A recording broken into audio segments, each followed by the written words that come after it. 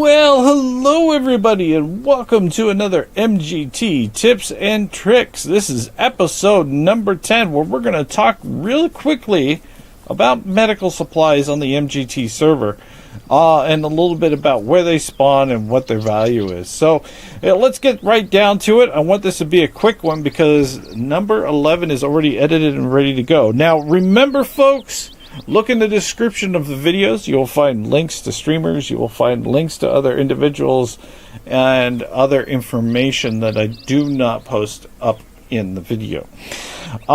Let's go ahead and talk about my first tip and trick with medical supplies. Now, note that if you guys get shot out there in the field, where do you want your medical supplies to really be? Do you want them to be in your midsection? Do you want them to be in your backpack? Or do you want them to be up in your primary? Well, for me, my suggestion is you want to put them in your uniform, in your primary section, so that when you press inventory like I just did right now, all your medical supplies pop up. And so as you can see here, this is my standard kit. 2 Visprin, 1 bandage, and 1 Instadoc. Now, generally, because I'm a horrible PvPer, and I know I'm going to die, and usually I do die on the server with 1 shot, I don't carry an Instadoc, and we'll get into that kind of a little bit later in the episode. So, but as you can see here, this is my basic. And now, when it comes to my advanced aspect, if I'm playing with somebody, again, that was if I'm solo, you can see here in my backpack, I'm carrying a defibrillator, and I'm carrying 3 extra Visprin, as well as carrying another defib in my mid slot. Okay, so why is that? Okay, well, Visprin in itself, in its nature, is a mass of 15, which takes up 1/4 of my ghillie. Now, I can usually, sometimes you'll see me run around with 4 Visprin in my main, and 2 bandages in my secondary, but we'll get into bandages here in a second. Now, the reason I do that is because most of the time when I get shot, let's say by AI, I don't bleed, but once in a while I will. But when those times that I don't bleed, I want to be able to have insta reaction and go directly to my Visprin and consume it. Now, again, this kind of applies to the PvP arena, and also applies to other aspects of the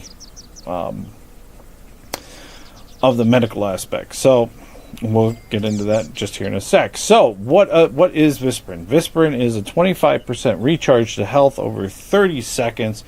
And it adds blood alcohol of 5% for a short period of time. It has a mass of 15, which generally takes up the 1/4 of most uniforms, and has a sale price of 1 pop tab.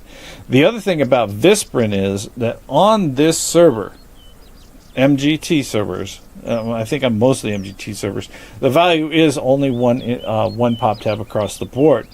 Reason for that is there's been people that have come onto the server and would literally spawn up. They would get it in their standard gear, and they would run off to the trader and sell it for value, which was, I think it was 120 per Visprin at the time. And then they would save up their money, and they would do this 4 or 5, 6 times so they could get a weapon and then go back out into the field. Now, that seems to take advantage of the niceties of being able to spawn in with a certain amount of equipment. So Dave reduced it down to 1 pop tab, which I agree with 100%, because it helps stop dupers, and it also helps stop people like that who will just run somewhere and get killed, get respawned, that kind of stuff, to get money, which is just bull. So that is pretty much the story of Visprin. But Visprin is very, very plentiful and can be easily looted up on the server without an issue. You'll probably find 4 or 5 of them in these buildings right here in front of you. Any one of these current buildings here at the loot village, you'll find them at. So it's really all it takes is looting.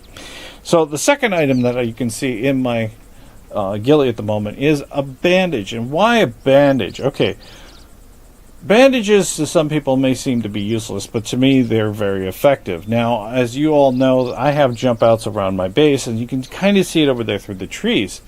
Well, when you do a jump out, there's a chance for you to take upwards of 1 to 5% damage. I.e., bandages heal you up 5% for over 10 seconds. and they stop you from bleeding. And they only have a mass of 10, so they're actually smaller than the Visprin, so you can carry 2 or 3 of these without it really taking up a lot of space in your midsection, which is generally where I carry them too. And again, they're also 1 pop tab for the same reason as a Visprin. But again, well, why would you carry a bandage? Well, a lot of times, this is where I was talking about the Visprin aspect. I don't carry a Visprin if I'm solo by myself out in the field. Or I don't carry an Instadoc if I'm solo and out in the field. But I'll be carrying a bunch of Visprin. And that's because a lot of times I'll die in the field solo if I'm PvPing. Or I'll take a lot of damage in the field while I'm PvPing as well. So if I get shot by an AI and begin bleeding, it's just as easy for me to click on the bandage really quick and then click on the Visprin to follow it. Now that takes a little bit more time, and if you're PvPing, you might go, well, that takes up more time. That could be taking more time to where a person sneaks up to you and kills you. And I'm saying, yes, you're right.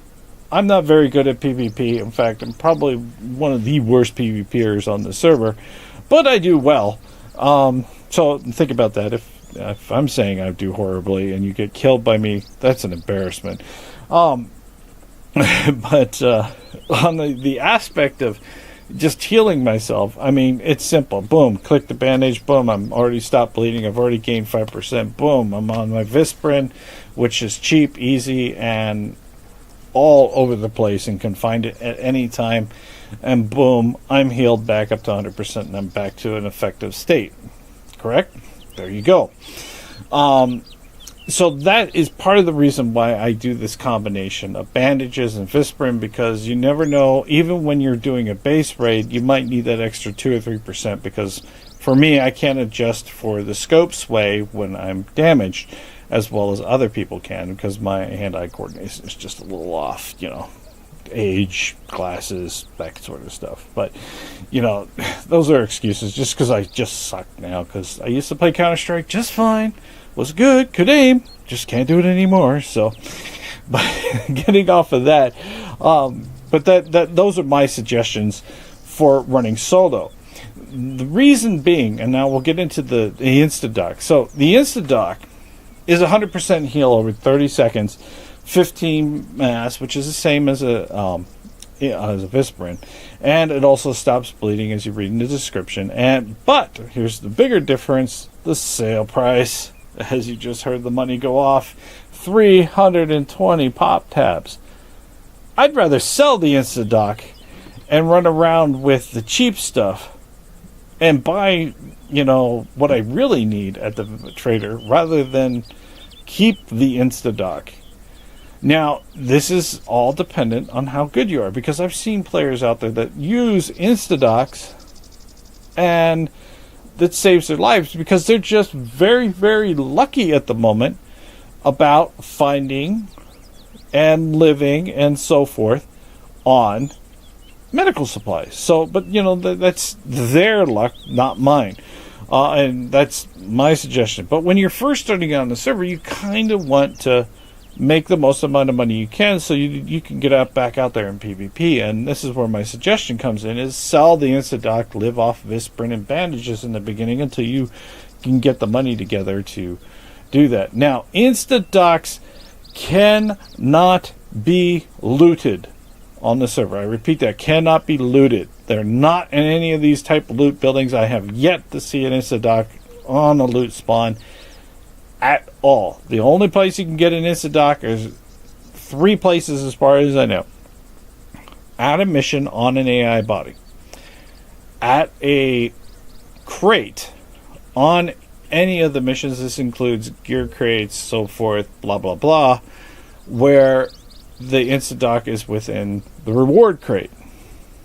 Or purchasing them at the trader. So that is your primary places that you can get Instadocs. So again, when you go to loot a body on a mission, you want to grab that Instadoc, okay?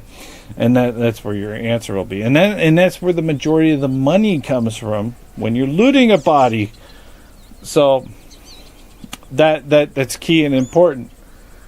So, that's my suggestion. Now, the last item on my list for medical equipment to carry on you is the defibrillator. Now, the defibrillator is twice the mass of Visprin and twice the mass as an Instadoc. It's at 30 with a sale price of 100. Now, this is obviously got a special treatment for it. I don't know why the 100 pop tabs are still there, but it is.